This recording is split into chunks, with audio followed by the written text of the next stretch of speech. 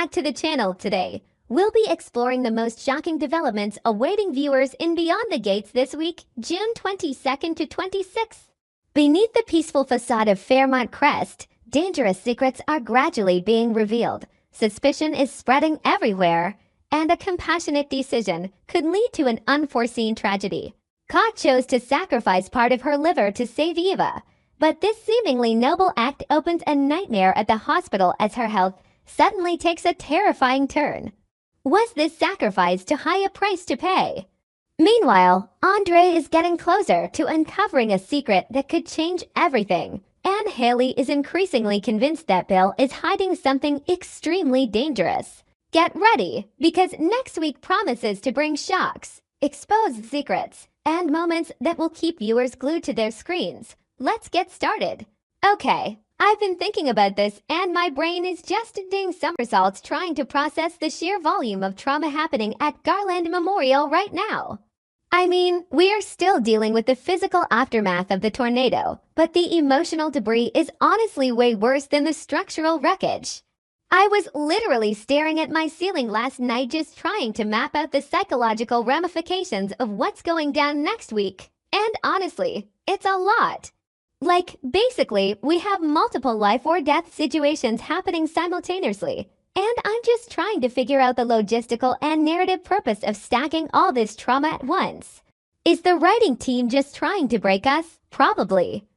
I feel like they sit in their writer's room and just ask, how can we maximize the anxiety of the viewers today? Let's start with Ted, because honestly, my heart is just bleeding for the guy. But at the same time, I'm analyzing his coping mechanisms. Shannis comes up to him in the hospital corridor, right? Ernestine Johnson is doing a phenomenal job playing this empathetic sounding board.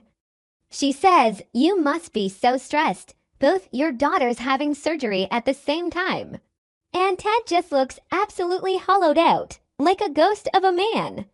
He replies that it's even harder knowing the risks to both the donor and the recipient. And this got me thinking about the symbiotic relationship of medical trauma in these storylines. Like, the donor-recipient dynamic is a classic trope, but putting it within the immediate family, post-natural disaster. It's a structural nightmare for Ted's psyche. But wait, why Shannis? Maybe it doesn't matter, but I noticed that she is the one anchoring him in this specific scene instead of anyone else. Is there a subtle emotional transference happening here? Ted is facing the ultimate parental paradox to save one daughter. He has to put the other in mortal danger. It's a zero-sum game of parental anxiety. The cognitive dissonance he must be experiencing is staggering. I mean, if Eva's body rejects the transplant, or if Cod doesn't make it through the anesthesia, Ted loses either way. Okay, I know I just said the opposite in my head, but listen to me. Ted isn't just worried. He's experiencing anticipatory grief. He's mourning a loss that hasn't happened yet because the statistical probability of something going wrong is sky high. Now shifting gears entirely, because this is what's been bothering me the most. The elevator, Donnie and Bill. Oh my God, what an absolute disaster class in decision making. So they get stuck in the elevator during the tornado, and they end up sleeping together. Donnie is currently framing this as the biggest mistake of her life, a trauma response, a lapse in judgment triggered by the fight-or-flight adrenaline of a meteorological catastrophe. But Bill is walking around looking like this was written in the stars. He thinks it was inevitable. This dichotomy in their postcoital rationalization is fascinating. Donnie is using the anxiety-induced temporary insanity defense, while Bill is leaning fully into the fated lover's narrative. And then there is poor, sweet, painfully oblivious Andre. Andre is walking around like a golden retriever in an active minefield. He tells Donnie, "Honey, you've had trouble sleeping since the tornado." The time in the elevator really freaked you out? I mean, the dramatic irony is so thick you could cut it with a surgical scalpel. He thinks she has PTSD from the wind and the claustrophobia. He doesn't realize the claustrophobia was just the setting for her infidelity. But here's my hypothesis. Andre's subconscious knows. He has to know, right? You don't just live with someone and not notice the micro shifts in their baseline affection. But that doesn't explain why he's so entirely blind when the evidence is literally slapping him in the face. Okay, hold on a minute. Let me get to the hospital scene because this is where my blood pressure spiked to dangerous levels. Danny is talking to Vanessa. They are literally in a public corridor at Garland Memorial Hospital, currently overflowing with their friends and family discussing the elevator hookup. Rule number 1 of secret affairs: do not discuss them in highly populated acoustic echo chambers. Andre walks up right behind them. Danny's face drops. She asks Andre, "How long have you been standing there?" Praying to every deity that he didn't hear. And Andre, in the most gut-wrenching display of naivety, says enough to hear someone's having an affair. He thinks they are gossiping. He thinks Donnie and Vanessa are just spilling tea about some random hospital staff or another couple. Strange, really strange. The whole thing is strange. How does a grown man lack this much contextual awareness? Or maybe he's playing the long game. No, I don't think so. Andre isn't Machiavellian enough for that. He genuinely believes his wife is a saint. Donnie looks like she just dodged a bullet the size of a freight train, but she is living on borrowed time.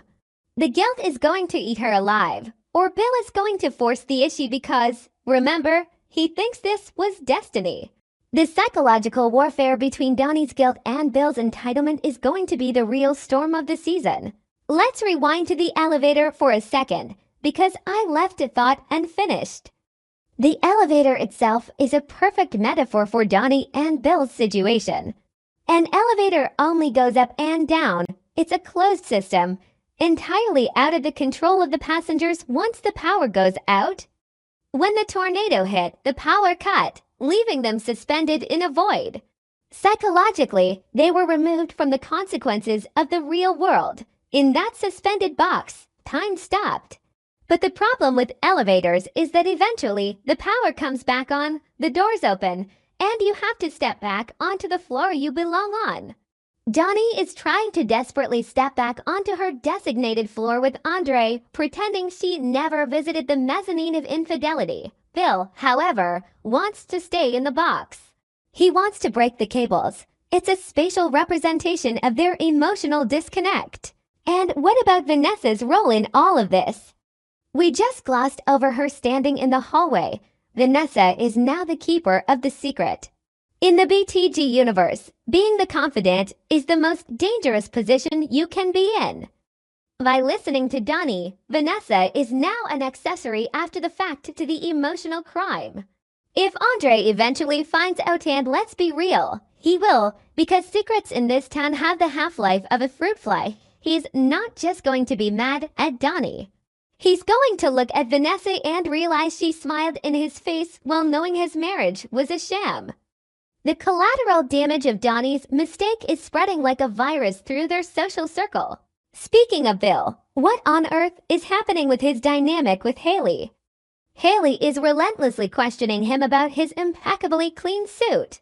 He claims he was hiding in the stairwell during the tornado. Have you ever been in a hospital stairwell?